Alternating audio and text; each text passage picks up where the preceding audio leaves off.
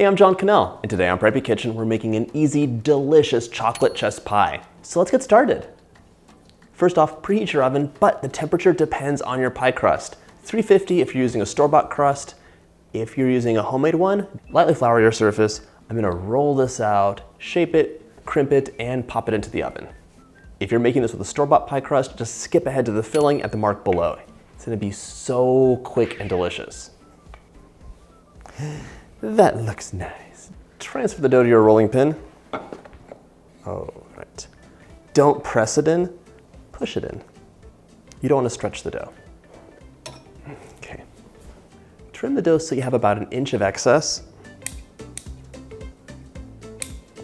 Now we're gonna fold it under and give it a crimp.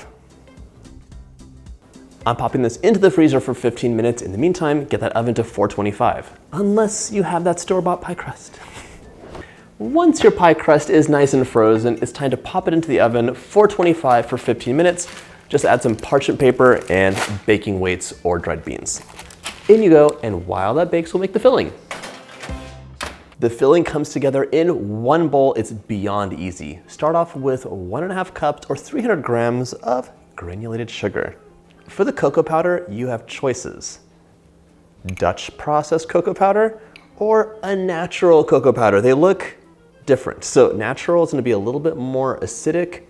The Dutch process has been treated, so you're gonna get a darker color. It's gonna be a bit fudgier, and I feel it's a bit more chocolatey. This is great sometimes when you're baking because the acid reacts and gives you a wonderful fluffy cake or cupcake, but this is great for things like brownies or pies. So today we're gonna use Dutch processed. I want 1/4 cup or about 25 grams, so. Wait, wait. I'm like, if you look inside of here, it's pure rocks. So let's get a sifter out for this. Press that out. 25 grams might not seem like a lot, but the cocoa powder weighs nothing. So it's a good amount of chocolate. I'll deal with that problem later. Just put this aside. I love the chocolate flavor in this, but to me, chocolate never has reached its full potential unless you add a little bit of coffee. So if you'd like, you can add 1/2 to 1/4 teaspoon of espresso powder in here. If you have kids and you do not want to give them any more caffeine, then you can skip it totally, but I think it's like a nice optional addition. Just mix it in with the filling and it's gonna taste great. You won't taste coffee, it'll just make the chocolate taste richer.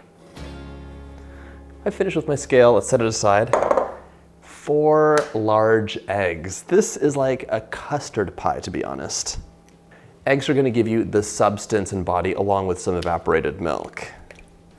If you're wondering why it's called chess pie, you're not alone, so am I. I'm like, what is this random name about? I know it's a southern pie. The stories for why it's called chess pie are all, in my opinion, like a little far-fetched. Like everything from the chest, like just put everything from the chest into the pie, but with a southern accent, it's chest pie, chess pie. The other one was that the lady who invented the pie called it just pie, but with a southern accent, this magical southern accent, it's chess pie, just pie, chess pie. So, I don't know, there's a couple more, but if you have the real answer, you can let me know in the comments. I'm genuinely curious. All right, so 4 large eggs. One more. Here we go. Now it's time to add a little bit of whisking action to bring this together. Oh. Whisk it up, just be careful, that cocoa powder will fly out. Okay. Get it nice and mixed up. I always think that the secret to like a nice crackled top in a brownie is just whipping up the eggs so the sugar really dissolves, and that's what gives you that glossy finish. My working hypothesis is it's the same thing for a chess pie. This pie, of course, needs the magic of butter, specifically 1/2 cup or 113 grams, and we're gonna melt it up. All this talk of a southern accent has reminded me that my dad went to basic training in Alabama and would occasionally speak with a southern accent. So, brings back memories. When you melt American style butter, it can explode in the microwave, so I always like to pop the little paper back on top so the explosion is contained. It's gonna be less horrible. If it happens, have power, 30-second bursts. I do wish I had a Trento with 5 shots of espresso in it. I'd be flying high like a sky, like a bird in the sky. All right, all melted up, and now we're gonna add in that melted butter.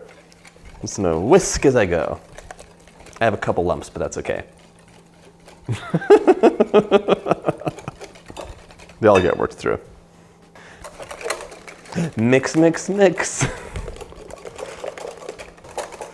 If you didn't have lumps of butter, you wouldn't have to whisk this much. But it's okay. Let's see. Very nice. Nice and silky chocolate mixture. Time for a 1/4 cup or 60 mils of evaporated milk. Mix that in. It'll make it a little bit more creamy and kind of lightens it up a bit. 2 teaspoons of vanilla extract. Final whisk. I see no lumps, no bumps, it looks great. I'm gonna grab my pie crust now. If you like what you see, make sure you hit that subscribe button. I post twice a week and there's always a delicious recipe on the horizon. Grab your pie crust. This came out of the oven. Look at that, it baked up beautifully. But remember, you only have to bake it if it's homemade.